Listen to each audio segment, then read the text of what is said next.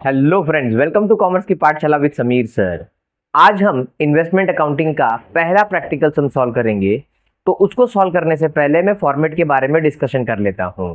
तो investment accounting में format कैसा आता है, देखिए आप सबसे पहले आपको ये कोशिश करो कि आप जो आपका बुक रहेगा उसके दोनों पेज में लो, बिकॉज ये एक पेज में मुश्किल है। तो आप क्या करोगे, जो भी आपका टेक्स्ट बुक नोटबुक रहेगा उसके दोनों पेज साइड, जैसे कि फॉर एग्जांपल ये मेरा नोटबुक है तो मैं ये दोनों पेज का यूज करूंगा, ओके, उस तरह। तो ज्यादा बेहतर तरीके से आप ये इन्वेस्टमेंट अकाउंटिंग कंप्लीट कर पाओगे। अब इसमें सबसे पहला डेट होता है, फिर पर्टिकुलर, फिर नोट नंबर, ये वर्किंग नोट का नंबर है, फिर नंबर ऑफ डिबेंचर। देखो बहुत सारे सम्स में आप बुक्स में देखोगे यहाँ पे फेस वैल्यू लेते हैं। मैं फेस वैल्यू नहीं लेता हूँ, मैं नंबर्स ऑफ डिबेंचर्स लेता हूँ। ओके, तो आप नंबर ऑफ डिबेंचर लो या फेस वैल्यू लो, दोनों तरीके से आप सम सॉल्व कर सकते हो, कोई प्रॉब्लम नहीं है, कुछ भी गलत नहीं है। ओके, आप बहुत सारे बुक्स में देखोगे टेक्स्ट बुक में कि नंबर ऑफ डिबेंचर या नंबर ऑफ बॉन्ड या नंबर ऑफ शेयर लेके उन्होंने सॉल्व किया है। तो और बहुत सारी जगह पे आप देखोगे तो फेस वैल्यू लेके सॉल्व किया है, तो मैंने नंबर ऑफ डिबेंचर लेके सॉल्व किया है बिकॉज ये थोड़ा सा क्वाइट मुझे ऐसा लगता है कि इजी पड़ता है मेरे वर्किंग नोट के हिसाब से। ओके, उसके बाद इंटरेस्ट का कॉलम है, उसके बाद कॉस्ट है, कितने डिबेंचर्स आपने खरीदे, कितना इंटरेस्ट अब तक हुआ है और उसका कॉस्ट क्या था आपने जब मार्केट से खरीदा, फिर डेट, फिर particular note number, debentures, interest और कॉस्ट। अब आप ऊपर क्या लिखोगे, इन द बुक्स ऑफ, जो भी हमारा जिसका भी ये इन्वेस्टमेंट अकाउंटिंग बना रहे हैं, यहाँ पर हमारे सम में परिचिति का है। Okay, miss परिचिति। देन जो भी डिबेंचर्स में इन्वेस्टमेंट किया है, अगर हमारा क्वेश्चन देखोगे तो आप उसमें आएगा 9% डिबेंचर अकाउंट, बिकॉज वो 9% परिचिति ने 9% वाले डिबेंचर्स खरीदे हैं। ओके, उसके बाद यहाँ ये जो रेड पेन से मैंने लिखा है वो आपकी इंफॉर्मेशन के लिए, आपको पेंसिल से लिखना है, आपको उसमें कोई पेन से ऐसा कुछ लिखना नहीं है, पेंसिल से लिखना है, जस्ट आपकी इंफॉर्मेशन के लिए है कि जब कभी भी आप, ये प्लस दिख रहा है कि जब कभी भी आप परचेस करोगे तो यहाँ पे लिखोगे डेबिट साइड, और जब कभी भी आप सेल करोगे डिबेंचर्स को तो कहाँ पे लिखोगे, माइनस, मतलब क्रेडिट की तरफ। ओके, सेल गया तो गया ना, इसलिए माइनस। अब आपको अगर प्रॉफिट हुआ परचेस और सेल पर तो आप डेबिट साइड में दिखाओगे, और अगर आपको लॉस हुआ तो आप क्रेडिट साइड में दिखाओगे, माइनस की तरफ। ओके, और जब कभी भी आपको इंटरेस्ट मिलेगा कंपनी की तरफ से, जब आपका इंटरेस्ट मिलेगा आपको, तो आप इंटरेस्ट रिसीव कहाँ पे करोगे, इंटरेस्ट की कॉलम में, क्रेडिट साइड में। ये इंस्ट्रक्शन है, जनरल इंस्ट्रक्शन, ताकि सम थोड़ा सा इजी पड़े आपको। ओके, अब मैं सम पढ़ना स्टार्ट करता हूँ। मैंने सम बड़ा छोटा लिया है ताकि जल्दी कंप्लीट हो जाए, और इसमें मुझे बहुत सारी इंफॉर्मेशन कवर करनी है तो मैं वो भी कवर कर लूँ, इसीलिए मैंने इस बार छोटा सम लिया है। उसके बाद जो आने वाले सम्स रहेंगे उसमें थोड़ा नंबर ऑफ ट्रांजेक्शन ज्यादा रहेगी, बिकॉज मुझे इस बार इंट्रोडक्शन में बहुत सारी इंफॉर्मेशन देनी थी ना, इसीलिए मैंने सम छोटा लिया है। अब सबसे इंपॉर्टेंट बात, सम शुरू करने से पहले आपको एक टाइमलाइन बनानी पड़ेगी। टाइमलाइन क्या होता है, आपका जो भी परचेस और सेल का जो रिकॉर्ड है वो हम यहाँ पे लिख देते हैं कि आपने क्या परचेस किया, क्या सेल किया, कि कौन सा डिबेंचर्स था, कब आपको इंटरेस्ट मिला, वो सारी डिटेल्स हम लोग ये टाइमलाइन में लिख देते हैं। क्यों ऐसा, ताकि सम इजी पड़ता है और सिस्टमैटिक सम कंप्लीट होता है। ओके, अब सबसे पहले टाइमलाइन बनाना कैसे है, तो आप क्या करोगे, सबसे पहले जब सम स्टार्ट करेंगे हम पढ़ना तो हम देखेंगे कि ये सम का अकाउंटिंग ईयर कौन सा क्लोज होता है। जो भी अकाउंटिंग ईयर आपका क्लोज होता है सबसे पहले वही देखने का। नीचे की तरफ अगर आप सम को देखोगे तो आपको मिलेगा कि आपका अकाउंटिंग ईयर कौन सा क्लोज हो रहा है। जैसे मैं इस सम में कहूं कि prepare investment in 9% debenture account for the year ended 31 मार्च 2012, तो मीन्स ये अप्रैल टू मार्च वाला सम है, तो अप्रैल से लेके मार्च तक का मैंने मंथ्स लिख दिया है। अब मैं सम को पढ़ूंगा और जैसे जैसे सम को मैं रीड आउट करूंगा और जो जो परचेज होगा, सेल होगा, मैं यहाँ पे रिकॉर्ड करते जाऊंगा। ओके, तो लेट मी स्टार्ट। तो सबसे पहले देखोगे तो आपको क्या मिलेगा, on 1 April 2011 miss Parichiti had 1009% debentures of rupees 100 each at rupees 108 in KK Limited। Okay, KK Limited के डिबेंचर्स इन्होंने खरीदे हैं, और 1 अप्रैल 2011 को इनके पास ऑलरेडी 1000 डिबेंचर थे। ये नंबर है क्योंकि उसके आगे कोई रुपीस का ऐसा सिंबल नहीं दिया है, ऐसा कोई रुपीस का सिंबल नहीं दिया है, ऐसा नहीं दिया डायरेक्टली, ऐसा दिया, इसका मतलब ये नंबर्स है। ओके, ये आपको नंबर ऑफ डिबेंचर्स 1000 है। तो मैं कहूंगा कि सबसे पहले 1 अप्रैल को हमारे पास ओपनिंग बैलेंस था, तो मैं यहाँ पे जाके 1 अप्रैल लिखूंगा, और ओपी, ओपी मीन्स क्या होगा, ओपनिंग बैलेंस। ओके, आगे बढ़ते हैं। 100 रुपीज का था फेस वैल्यू उसका, हर डिबेंचर का फेस वैल्यू तो आप जानते हो कि 100 रुपीज होगा। और 108 उसकी जो मार्केट वैल्यू है, कॉस्ट वैल्यू जिसने उसमें खरीदा। बट ये ऑलरेडी ओपनिंग था ना, तो इसको खरीदा नहीं है, ये तो ओपनिंग बैलेंस था हमारे पास। KK limited pays interest on 30 June and 31 December every year. KK limited interest कब पे करते हैं? 30 जून और 31 दिसंबर को। तो आइए हम लोग क्या कर लेंगे, देखो यहाँ पे अप्रैल में जून, तो जून पे राउंड लगा देंगे और ऊपर की तरफ लिखने का 30 जून हमको क्या मिल रहा है उस दिन? इंटरेस्ट मिल रहा है। ओके, 30 जून एंड नेक्स्ट था आपको 31 दिसंबर। तो देखिए यहाँ पे दिसंबर पे भी मैं राउंड लगा दूंगा और ऊपर की तरफ लिख दूंगा 31 और यहाँ पे लिख दूंगा इंटरेस्ट।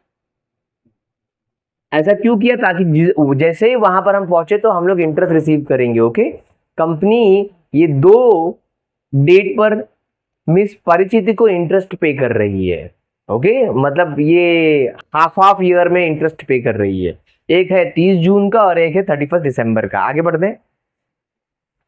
उसके बाद आप सम देखोगे तो उसमें क्वेश्चन में कहता है कि ऑन 1 जून 2011 परचेस, ये नंबर देखो वापस रुपीज नहीं लिखा उसके आगे, तो 809% debentures eight ₹98 x interest.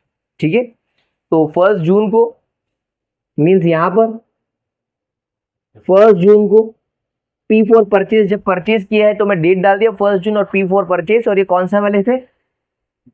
X interest वाले थे। ओके, आगे बढ़ते हैं। देन नेक्स्ट, फिर 31 दिसंबर 2011 को उन्होंने सोल्ड किया, अब 1 दिसंबर को, सॉरी नॉट 31, 1 दिसंबर 2011 को उन्होंने सोल्ड किया 909% डिबेंचर्स एट ₹105। तो यहां पर 1 दिसंबर को एस फॉर सोल्ड।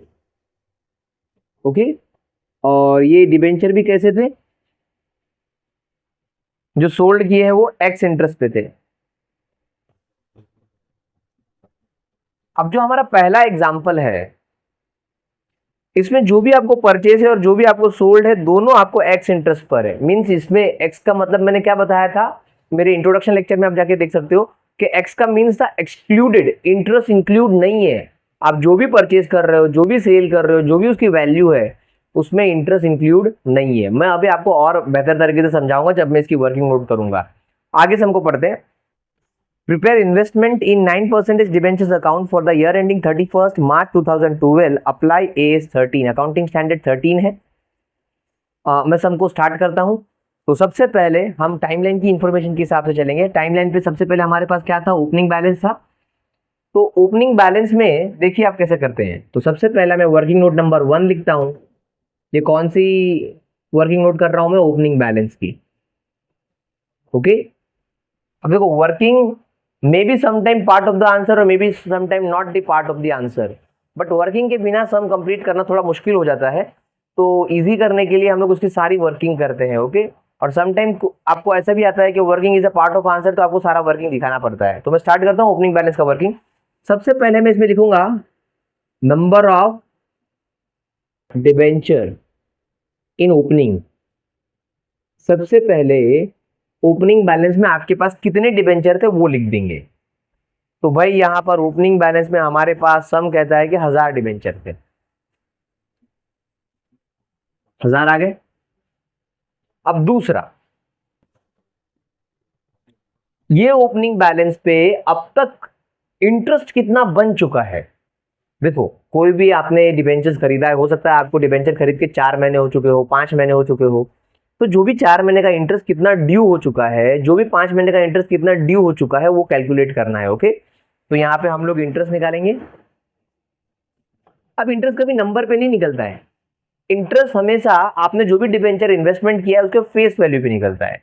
तो आपके पास नंबर ऑफ डिबेंचर कितने? 1000 है और उसका फेस वैल्यू एक डिबेंचर का 100 रुपए है। तो मैं कहूंगा कि आपका टोटल इन्वेस्टमेंट कितना हो रहा है? 1 लाख का। आपके नंबर ऑफ डिबेंचर 1000 थे, 100 रुपए का उसका एक डिबेंचर का फेस वैल्यू था। तो अभी 1 लाख का वैल्यू आपने इन्वेस्टमेंट किया है और हमेशा आपको इंटरेस्ट फेस वैल्यू पे मिलता है। ओके, जो भी इंटरेस्ट आपका कैलकुलेट होता है। अब यहां पे मत देखने पड़ेंगे कि आपको कितना टाइम हो चुका है। इसके ऊपर कितना टाइम हो चुका है जिसका इंटरेस्ट आपको मिलना चाहिए। तो कैसे करेंगे, आज आप कहां पर हो वो देखिए। आप आज 1 अप्रैल पर हो, 1 April is your opening balance. तो अब ये देखिए कि लास्ट इंटरेस्ट कब मिल चुका था इसके ऊपर। तो अगर अप्रैल के पीछे की तरफ जाएंगे तो क्या आता है, दिसंबर आएगा, दिसंबर, जनवरी, फरवरी, मार्च और फिर अप्रैल आया होगा, करेक्ट। तो हम लोग आज 1 अप्रैल पर है, पहले पीछे की तरफ चलते हैं। तो पीछे की तरफ लास्ट जाएंगे तो लास्ट इंटरेस्ट कब मिला था, 31 दिसंबर को मिला था। मीन्स 31 दिसंबर को आपको इंटरेस्ट मिल चुका था। 31 दिसंबर को आपको इंटरेस्ट मिल चुका था, तो अभी दिसंबर में तो मिलेगा नहीं, यस और नो। 31 है वो, वहां तक का इंटरेस्ट आपको मिल चुका था। तो आपको अब तक होल्डिंग पीरियड कितना हो गया है, आपने जनवरी, फरवरी, मार्च और अप्रैल आ नहीं सकता, बिकॉज अप्रैल का आपने 30 क्रॉस ही नहीं किया है, अभी 1 अप्रैल है। अगर आप 30 क्रॉस करोगे तब होगा ना। तो जनवरी, फरवरी, मार्च आपने जस्ट 3 मंथ होल्ड किया है, तो 3 मंथ का ही इंटरेस्ट मिलेगा, मींस ड्यू हो गया होगा। तो यहां पर आपका इंटरेस्ट 3 मंथ का निकालना पड़ेगा। देखिए वापस आप कहां पर खड़े, पहले वो देख लीजिए। 1 अप्रैल को आप पीछे की तरफ देखिए कि लास्ट इंटरेस्ट कब मिला था, 31 दिसंबर को मिल चुका था इंटरेस्ट। जब 31 दिसंबर को आपको इंटरेस्ट मिल चुका था तो दिसंबर में तो नहीं मिलेगा, बिकॉज वो 31 हो चुकी थी। तो अब कितना पीरियड हो गया आपको होल्डिंग करके, तो जनवरी, फरवरी, मार्च, बट अप्रैल का आपका फर्स्ट है, तो अप्रैल भी आपने 30 दिन पूरे गुजारे नहीं है। तो आपको 3 मंथ का इंटरेस्ट इसके ऊपर कैलकुलेट करना पड़ेगा। और यहाँ पर कैलसी बहुत जरूरी है, आपके पास कैलकुलेटर जरूर होना चाहिए, ओके। तो चलिए देख लेते हैं, 1 लाख पे इंटू कितना परसेंटेज रहेगा। अच्छा मैंने परसेंटेज नहीं लिखा, पहले परसेंटेज लिखना है आपको।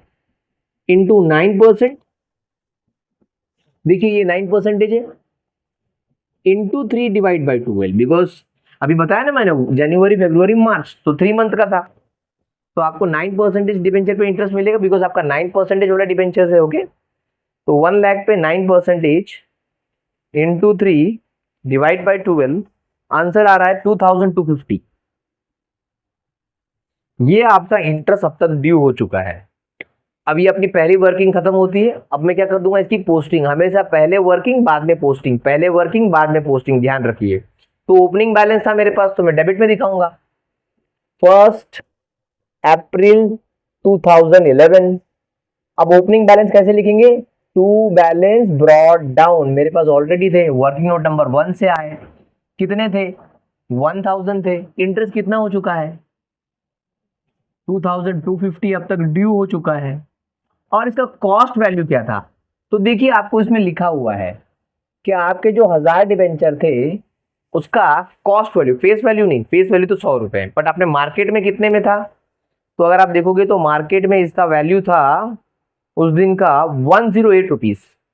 तो 1000 इंटू 108 करना पड़ेगा, करेक्ट। तो कितना हो जाएगा बताइए, यहां पर 108 कर दूंगा तो यहां पर आ जाएगा 1,08,000। तो ये आपका क्या हो गया, कॉस्ट वैल्यू हो गया, ओके। तो कभी भी आप जब लिखोगे तो फेस वैल्यू पे नहीं लिखोगे, यहाँ पे कॉस्ट वैल्यू पे लिखोगे कि मार्केट में कितने में पड़ा उसको। अब मेरा ओपनिंग बैलेंस का वर्किंग हो चुका है, अब चलते हैं आगे।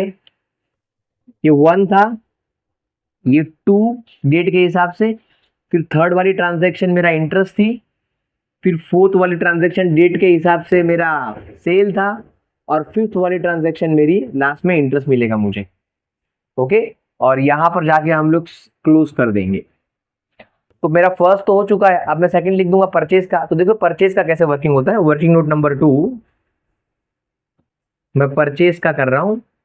कोई परचेज में कौन सा, एक्स इंटरेस्ट वाला, ओके, एक्स वाला है। तो सबसे पहले यहां पे लिखेंगे नंबर ऑफ डिबेंचर परचेज, कितने डिबेंचर परचेज किए सब में दिया रहेगा। देखिए आपको सब में दिया है कितने डिबेंचर आपने परचेज किए। यहां पर कह रहा है आपको कि आपने 1 जून को 800 डिबेंचर परचेज किए। अब दूसरा परचेज वैल्यू, ये डिबेंचर मुझे कितने में पड़े, ये डिबेंचर मुझे कितने में पड़े, that is called purchase value. तो ये डिबेंचर आपको 98 रुपीज एक्स इंटरेस्ट पे पड़े, तो मैं कहूंगा 800 डिबेंचर इंटू 98, तो 800 इंटू 98 आपको 78,000 400 में ये डिबेंचर पड़े। अब तीसरा इंटरेस्ट, अब ये एक्स इंटरेस्ट है, मतलब जो ये वैल्यू है, जब ये परिचिति ने परचेज किया था तो ये जो वैल्यू है उसके अंदर इंटरेस्ट इंक्लूड नहीं है। सामने वाले ने जब बेचा 78,400 का तो उसने उसमें इंटरेस्ट का अमाउंट नहीं इंक्लूड किया है, एक्स इंटरेस्ट है। एक्स का मतलब क्या था, एक्सक्लूडेड इंटरेस्ट था। बात समझ में आ रही है? तो यहाँ पे इंटरेस्ट हम कैलकुलेट तो करेंगे बट माइनस नहीं करेंगे इस वैल्यू से। क्यों? क्योंकि इसमें ऑलरेडी इंटरेस्ट है ही नहीं, तो फिर माइनस क्यों करें? ये उसकी प्योर वैल्यू है, प्योर वैल्यू ऑफ परचेस है। अगर इंटरेस्ट इंक्लूड होता, अगर ये कम इंटरेस्ट होता तो मैं माइनस कर देता, क्यूमुलेटिव इंटरेस्ट होता, उसका मतलब था कि इंटरेस्ट ऐड होता, बट ऐसा कुछ तो है ही नहीं। यहाँ पे सम कह रहा है कि ये एक्स इंटरेस्ट है, इसका मतलब इसके अंदर इंटरेस्ट इंक्लूड नहीं है, तो मैं इंटरेस्ट कैलकुलेट तो करूंगा बट माइनस नहीं करूंगा। तो यहाँ पर मैं इंटरेस्ट कैलकुलेट करूंगा। और आपको पता है कि इंटरेस्ट हमेशा किस पे मिलता है, फेस वैल्यू पे। तो आपके पास कितने डिबेंचर थे, 800 थे, और 100 रुपये हर एक की फेस वैल्यू थी, तो 80,000 हो गया। आपका इंटरेस्ट कितना है, 9% है। अब देखेंगे कि इंटरेस्ट कितना ड्यू हो चुका है बट कितने मंथ के लिए, पहले वो देखना पड़ेगा। तो देखिए आप खड़े कहां पर है, आप 1 जून को परचेज कर रहे हो। अब लास्ट इंटरेस्ट कब मिला था हमेशा वो देखने का, तो लास्ट इंटरेस्ट अगर जून से पहले मैं पीछे की तरफ जाऊं तो दिसंबर था, जून से मैं पीछे की तरफ जाऊं तो क्या जाएगा, दिसंबर जाएगा। तो 31 दिसंबर को तो मैंने बताया कि वो तो आपको मिल चुका है, तो 31 दिसंबर काउंट नहीं होगा। तो जनवरी, फरवरी, मार्च, अप्रैल पूरा गया, मई पूरा गया, बट जून नहीं गया पूरा, बिकॉज आप 1 जून को खड़े हो, 30 जून नहीं हुई है। तो आपको 5 मंथ का इंटरेस्ट मिलेगा, 1 2 3 4 5 मिलेगा, तो नहीं, ड्यू है ये। ओके, मिलेगा तो आपको 30 जून को और 31 दिसंबर को ये ड्यू हो चुका है इंटरेस्ट अब तक का इसके ऊपर। ओके, तो 80,000 इंटू 9% इंटू 5 डिवाइड बाई 12, तो यहां पे 3,000 रुपीज आ रहे हैं। अब लास्ट में फोर्थ आ जाएगा, कॉस्ट वैल्यू ऑफ परचेज। अब बोलोगे ये क्या है, ये प्योर वैल्यू होती है परचेज की, कि एग्जैक्टली आपने इतने पे परचेज किया है। अब देखो, जब कभी भी एक्स इंटरेस्ट वाला सम रहेगा तो आपको ये इंटरेस्ट इसमें से माइनस नहीं करना है, यही वैल्यू आपकी कॉस्ट वैल्यू ऑफ परचेज बन जाएगी। अगर मान लो कि ये कम इंटरेस्ट वाला सम होता तो मैं ये इंटरेस्ट माइनस कर देता और यहां पर 75,400 आंसर आता, ऐसा करके माइनस कर देता यहां से।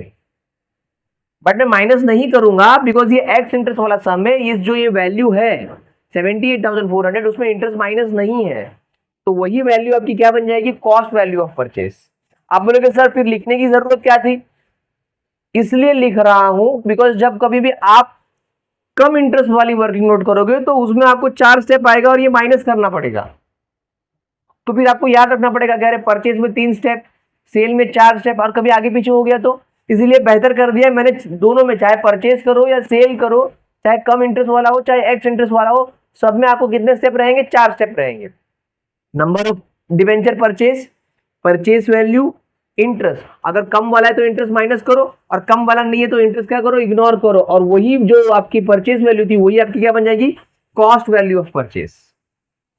ओके, अब इसकी पोस्टिंग करेंगे, देखिए कैसे पोस्टिंग करते हैं। तो सबसे पहले नंबर ऑफ डिवेंचर्स लिख देंगे, और परचेज कहां पे, प्लस की तरफ ना, 1 जून को, तो 1 जून 2011 आपने परचेज किया तो आपका पैसा गया, बैंक अकाउंट आ जाएगा, वर्किंग नोट नंबर 2 आ जाएगा, 800 नंबर से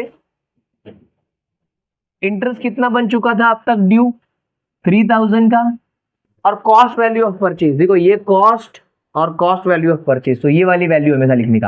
आप बोलोगे सर दोनों तो सेम है, अरे बाबा सही बात है, बट अगर कम वाला सम होगा तो फिर यही वैल्यू आती है, तो पहले से आदत डालो कि हमेशा यही वैल्यू लिखना है उसके अंदर। ओके, जहां पे कॉस्ट वैल्यू लिखा हो, कॉस्ट और कॉस्ट, समझे। तो 78,400 यहां पर हो गया मेरा दूसरा वर्किंग नोट। तो फर्स्ट स्टेप सेकंड हो गया, अभी थर्ड ट्रांजैक्शन। थर्ड ट्रांजैक्शन को क्या आ रहा है, सीक्वेंस वाइज। आपको 30 तारीख को क्या मिलेगा, इंटरेस्ट मिलेगा, तो अभी इंटरेस्ट कैलकुलेट करेंगे। तो आइए इंटरेस्ट कैलकुलेट करते हैं। मैं इन दोनों को इरेज कर देता हूं, ओके, ताकि मेरे को स्पेस चाहिए।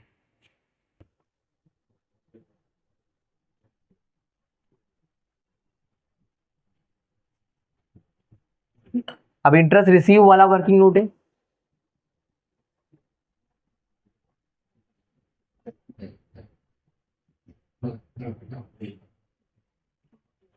कैसे करेंगे? सबसे पहले आपको चाहिए नंबर ऑफ डिबेंचर हेल्ड, कि जिस दिन आपको इंटरेस्ट मिल रहा था तब तक आपके पास कितने डिबेंचर थे नंबर में।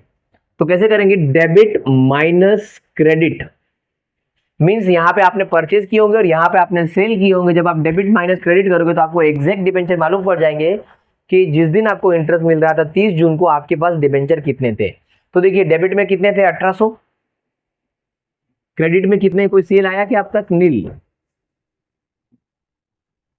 तो मींस 30 जून को आपके पास कितने डिबेंचर थे? 1800 थे। अब हम लोग इंटरेस्ट कैलकुलेट कर ले, और आपको पता है कि इंटरेस्ट हमेशा किस पे मिलता है? नंबर पे, फेस वैल्यू पे? फेस वैल्यू पे मिलता है। तो 1800 इंटू 100, ये आ गया आपका 1,80,000 इंटू कितना परसेंटेज? 9%। इंटरेस्ट 9% है ना। अब ये देखना पड़ेगा कि कितना हो गया, हाफ ईयर हो गया है, 6 मंथ हो गया। देखिए कैसे, 31 को तो नहीं मिलेगा। आप खड़े कहां पर हो? 30 जून को। तो लास्ट डेट देखो कौन सी थी, तो लास्ट डेट आपको दिसंबर थी। 31 दिसंबर को तो नहीं मिलेगा, बिकॉज वहां तक का तो मिल चुका है। तो जनवरी, फरवरी, मार्च, अप्रैल, मई और पूरा 30 जून है ना, तो पूरा जून भी निकाला, तो 6 मंथ हो गए। तो यहां पर 6 इंटू 12, तो आइए निकाल लेते हैं। 1,80,000 इंटू 6 इंटू, सॉरी 9% था। 1,80,000 इंटू 9% इंटू 6 डिवाइड बाई 12, 8,100। तो आपको इंटरेस्ट कितना रिसीव हो रहा है? 8,100। अब इंटरेस्ट कहाँ पे रिसीव हो रहा है? देखो मैंने यहाँ पे बताया था, जब कभी भी आपको इंटरेस्ट रिसीव होगा तो आपको यहाँ पे लिखना है क्रेडिट साइड में। तो मैं डेट डालता हूँ 30 जून 2011 बाय बैंक अकाउंट, बिकॉज पैसा आया, इंटरेस्ट भी तो पैसा ही है ना। वर्किंग नोट नंबर 3, यहाँ पे नंबर ऑफ डिबेंचर नहीं लिखना है आपको। अगर वहां पे लिखोगे तो सेल कंसिडर हो जाएगा ना, कॉस्ट में आपको लिखना है। ये आपका इंटरेस्ट है तो इंटरेस्ट की कॉलम में सिर्फ इंटरेस्ट का वैल्यू आएगा। ओके, ध्यान रखना इस बात को। 8,100 रुपीज। बहुत सारे बच्चे नंबर ऑफ डिबेंचर डाल देते हैं। नंबर ऑफ डिबेंचर यहाँ पे तब डालना है जब सेल करोगे तभी, अदरवाइज नहीं डालना आपको, समझा? ठीक है ना, कॉस्ट वैल्यू, क्योंकि ना सेल किया नहीं है तो फिर कॉस्ट क्यों आएगा उसका। ओके, अब यहाँ पर 1 हो गया, 2 हो गया, 3 हो गया, फोर्थ में क्या है? सेल है। तो हम लोग एक सेल कर लेते हैं। मैं ये इरेज कर देता हूं।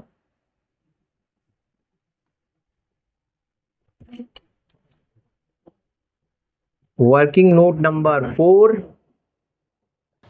सोल्ड कर रहे हैं, वो भी कौन सा वाला? एक्स इंटरेस्ट वाला। ओके, सबसे पहला number of debenture sold, same purchase की तरह, वहां पे परचेज है, यहाँ पर सोल्ड है। ओके, हाँ, तो आपने कितने नंबर ऑफ डिबेंचर सोल्ड किए जरा क्वेश्चन में देख लेते हैं। 900 डिबेंचर आपने सोल्ड किए। अब दूसरा आ जाएगा सोल्ड वैल्यू या सेल वैल्यू, बोलो जो सब जैसा बोलना है बोलो। तो 900 डिबेंचर, और पर डिबेंचर आपने कितने में बेचा? आपका हर एक डिबेंचर 105 रुपीज का है। तो 900 इंटू 105, 94,500 का आपने इसको सेल किया। ओके, अब आ जाएगा इंटरेस्ट। जैसे वहां पे परचेज वैल्यू के बाद इंटरेस्ट आता था, यहाँ पे भी इंटरेस्ट ही आएगा, सेम है। ओके, अब ध्यान रखना कि आप इंटरेस्ट एक्स इंटरेस्ट वाला समय, तो इंटरेस्ट माइनस नहीं करोगे। क्यों? जब आपने ये डिबेंचर सेल किए 900, इस वैल्यू में आपने इंटरेस्ट नहीं इंक्लूड किया है, ये एक्स इंटरेस्ट का है ना सोल्ड, तो ये प्योर वैल्यू है, प्योर सेल वैल्यू, इसके अंदर इंटरेस्ट इंक्लूड नहीं है। तो आपको इंटरेस्ट कैलकुलेट तो करना है, बिकॉज हमको इंटरेस्ट की कॉलम में दिखाना पड़ेगा, बट आपको माइनस नहीं करना है। ओके, तो यहां पर इंटरेस्ट किसमें मिलेगा? 900 तो डिबेंचर है, 100 रुपए के हिसाब से उसका फेस वैल्यू 90,000 होता है। 9% उसको इंटरेस्ट मिलेगा, बट कितने मंथ के लिए वो देखना पड़ेगा ना। तो आज आप कहां पे खड़े हो? आप 1 दिसंबर को खड़े हो। अब लास्ट आपको इंटरेस्ट कब मिला था? तो दिसंबर से पीछे आएंगे तो लास्ट इंटरेस्ट कब मिला था? 30 जून को। तो 30 तारीख हो चुकी है, तो जून तक का इंटरेस्ट तो मिल चुका है। तो अभी आपको कौन सा बाकी था, जुलाई, अगस्त, सितंबर, अक्टूबर, नवंबर, यहां पर आपके कितने मंथ हो गए, 1 2 3 4 5। अब आप बोलोगे दिसंबर, नहीं, दिसंबर आपने कंप्लीट नहीं किया है, 1 दिसंबर है, तो 5 मंथ का इंटरेस्ट मिलेगा, मिलेगा नहीं, मतलब ड्यू है वो, बार बार मिलेगा मैं बोल दे रहा हूँ, मिस प्रोनाउंस कर रहा हूँ, वो ड्यू हो चुका है, मिलेगा तो आपको 31 दिसंबर को। ओके, तो आपका इंटरेस्ट 90,000 पे 9% इंटू 5 डिवाइड बाई 12, तो आपको आ रहा है यहाँ पे 3,375। ये आपका इंटरेस्ट है। क्या इंटरेस्ट माइनस करेंगे, नहीं माइनस करेंगे, बिकॉज एक्स वाला सम है, बट अगर कम वाला सम होता तो माइनस करते। अब जब माइनस नहीं करेंगे तो यही वैल्यू जो है आपकी, वही आपकी कॉस्ट वैल्यू ऑफ सेल बन जाएगी।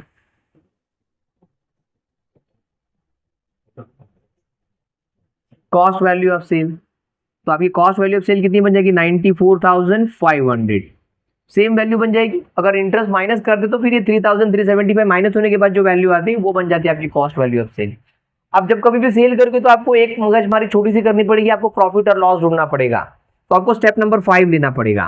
देखो ये आपने सेल वैल्यू, आपने कितने पे सेल किया उसकी ओरिजिनल वैल्यू है, क्या आपने ये डिवेंचर 94,500 में सेल किए, बट अगर आपको मालूम पड़ जाए कि आपने जो ये 900 डिवेंचर जो आपने सेल किया उसको परचेज कितने पे किया था, तो इसमें से माइनस कर दोगे तो आपको मालूम पड़ जाएगा ना आपका प्रॉफिट क्या है।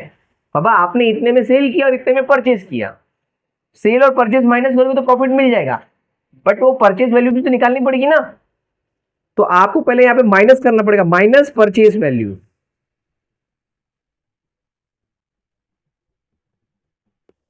अब प्रॉब्लम क्या है परचेज वैल्यू का, कि डिबेंचर तो मिक्स हो चुके हैं, 1000 और 800 वो तो सारे मिक्स हो चुके हैं, बिकॉज सेम कंपनी के। अभी आपको मालूम नहीं है कि 900 डिबेंचर का वैल्यू क्या बनता है, तो ऐसे में क्या करना पड़ता है, आपको एक वेटेड एवरेज निकालना पड़ता है उसका। कैसे निकालते हैं देखिए, बिकॉज ये सारे डिबेंचर तो मिक्स हो चुके हैं ना, तो कौन से डिबेंचर थे 900 के लिए, इसमें के थे कि इसमें के थे, आपको मालूम नहीं है, तो आपको एक वेटेड एवरेज से इसको हमको उसका परचेज वैल्यू निकालना पड़ता है। बड़ा सिंपल है, कैसे निकालेंगे देखिए। सबसे पहले क्या करने का, कॉस्ट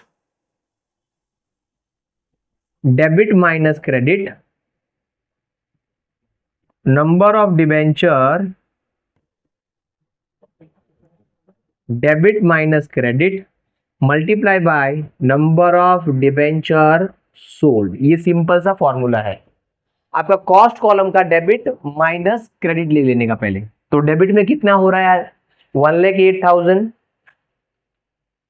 प्लस 78,400, तो डेबिट में हो रहा है 1,86,400 माइनस क्रेडिट में कॉस्ट की कॉलम में कितना आ रहा है, नील आ रहा है। देखो पहले मैं कॉस्ट की कॉलम का कर रहा हूं, कॉस्ट का डेबिट माइनस क्रेडिट, तो ये आ गया कॉस्ट और ये कॉस्ट नील। अभी नंबर ऑफ डिबेंचर ले लेंगे, तो नंबर ऑफ डिबेंचर कितना आ रहा है, डेबिट माइनस क्रेडिट में 1800 यहाँ पे डेबिट में आ रहा है, और क्रेडिट में क्या आ रहा है, एक भी नहीं है, नील है, तो यहाँ पे भी 0। अब नंबर ऑफ डिबेंचर सोल्ड कितने किए, तो पापा 900 सोल्ड किए, देखिए। अब क्या होगा, इनका माइनस, इसका माइनस, फिर मल्टीप्लाई, इसका माइनस किया, इसका माइनस किया, दोनों का डिवाइड किया और मल्टीप्लाई किया 900 से, तो आपको आंसर मिल जाएगा कि आपने ये जो 900 डिबेंचर आप सेल कर रहे हो उसको खरीदा कितने पे था, उसको परचेज कितने पे किया था। ओके, तो 1,86,000, बिकॉज यहाँ पे माइनस करने के लिए कुछ भी नहीं है, डिवाइड बाय 1,800 मल्टीप्लाई बाय 900, तो यहां पर आ रहा है 93,199.99 1 रुपीज प्लस कर देंगे तो ये हो जाएगा 93,200 रुपीज। ओके, तो यहां पर आ जाएगा 93,200 रुपीज। आपने 900 डिबेंचर बेचा कितने पे, 94,500 पे, बट उसको परचेज कितने पे किया था आपने, 93,200 पे। तो आप जब ऊपर से नीचे माइनस करोगे तो आपको क्या मिल जाएगा, प्रॉफिट और लॉस। 94,500 का डिबेंचर आपने सेल किया, आपने खरीदा कितने पे था, 93,200 पे, तो आपको 1,300 का क्या हो रहा है, प्रॉफिट हो रहा है। ओके, आपको 1,300 का क्या हो गया, प्रॉफिट हो गया, बिकॉज आपका सेल वैल्यू ज्यादा है ना, तो ये क्या हो गया, आपको प्रॉफिट हो गया। अब इसको रिकॉर्ड कर देंगे, सेल को कहां पे रिकॉर्ड करते हैं, क्रेडिट साइड रिकॉर्ड करते हैं, तो यहाँ पे डेट डाल दो फर्स्ट में, कौन सी डेट थी ये, 1 दिसंबर 2011 by bank account working note number 4, 900 debenture sold किए। देखिए कॉस्ट वैल्यू कितना, इंटरेस्ट कितना था 3375 और कॉस्ट वैल्यू कितनी थी 94,500, करेक्ट। अब कि प्रॉफिट रिकॉर्ड करना है तो प्रॉफिट कहां पे रिकॉर्ड करेंगे, देखो डेबिट साइड में मैंने लिख के रखा है तो वहां पे रिकॉर्ड करेंगे। ओके, तो यहां पर डेट सेम डाल देंगे 1 दिसंबर 2011। अब यहाँ पे बैंक अकाउंट नहीं लिखेंगे, प्रॉफिट एंड लॉस अकाउंट लिखेंगे। वर्किंग नोट नंबर 4 से आया ना, नंबर है ना इंटरेस्ट है। यहाँ पे आप नंबर कब दिखाओगे, जब परचेज करना है तब, तभी नंबर दिखा सकते हैं, अदरवाइज नहीं। ओके, ये सिर्फ प्रॉफिट है तो प्रॉफिट आपका कॉस्ट कॉलम में जाएगा 1300 का। अब लास्ट वर्किंग नोट है दैट इज इंटरेस्ट रिसीव कर लेते हैं, फिर हमारा क्या हो जाएगा, क्लोज हो जाएगा सम। ओके, जस्ट 5 मिनट में कंप्लीट करते हैं। मैं इसको इरेज कर लेता हूं। तो इस तरह ये 5 स्टेप में आपकी सोल्ड की वर्किंग होती है।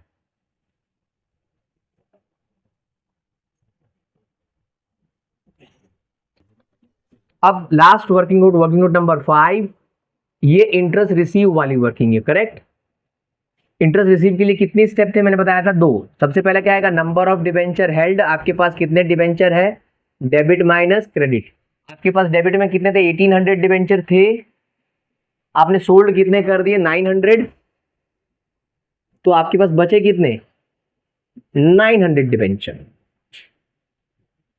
अब उसका इंटरेस्ट निकाल लेंगे, तो 900 का 100 रुपए के हिसाब से फेस वैल्यू 90,000 होता है, इंटरेस्ट 9% है। बट मन देखना पड़ेगा आज कहां पर खड़े हो आप, 31 दिसंबर को खड़े हो और लास्ट आपका 31 जून था, 30 जून था। तो 30 जून का तो इंटरेस्ट मिल चुका था, तो जून का तो नहीं मिलेगा, तो जुलाई से बाकी है, जुलाई अगस्त सितंबर अक्टूबर नवंबर दिसंबर, बिकॉज 31 दिसंबर है ना। पूरा 6 मंथ हो गया आपका, 6 डिवाइड बाई 12।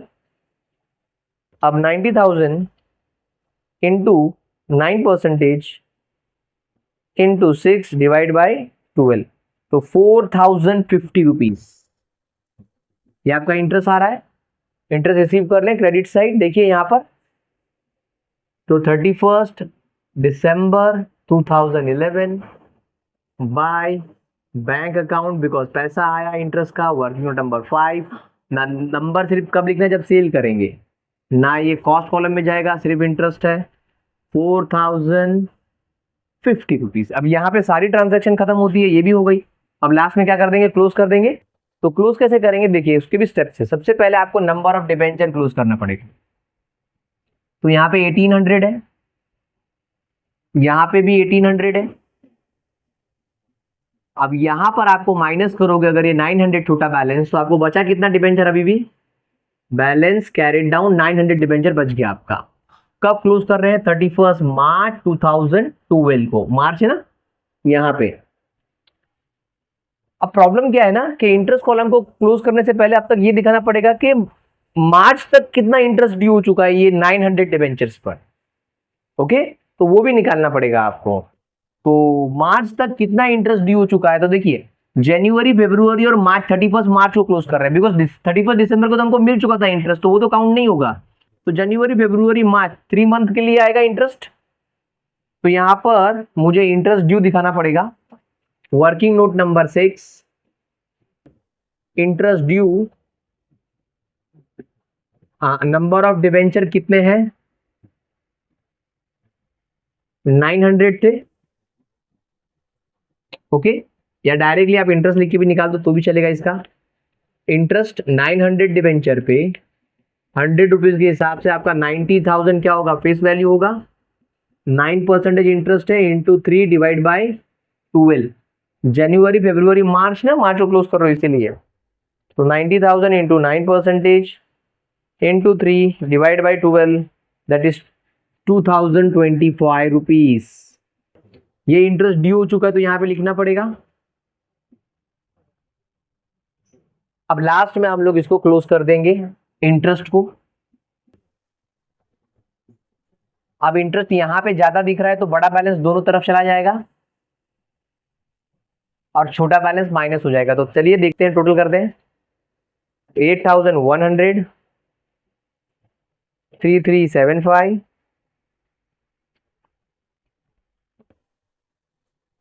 4050,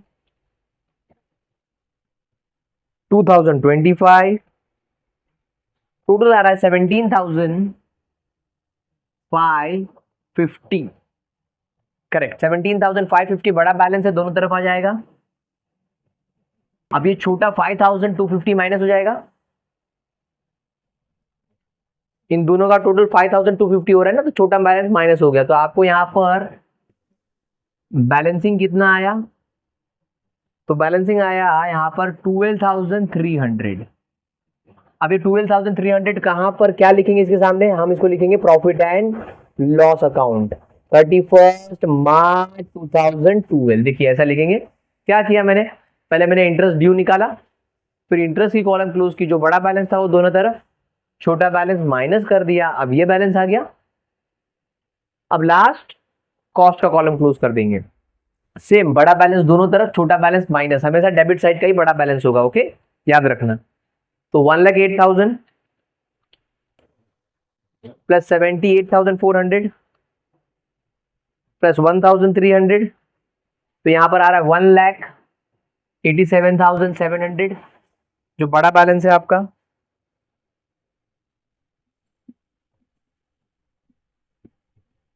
आप छोटा बैलेंस माइनस कर देंगे तो आपको बैलेंसिंग मिल जाएगा -94,500। तो यहां पर आ गया 93,200, और यहां पर आपका सम कंप्लीट होता है। एक बात थी कि इसके अंदर कम इंटरेस्ट वाला सम नहीं था, आगे जाके देखेंगे जिसमें कम इंटरेस्ट वाली ट्रांजेक्शन्स भी रहेगी। Thank you.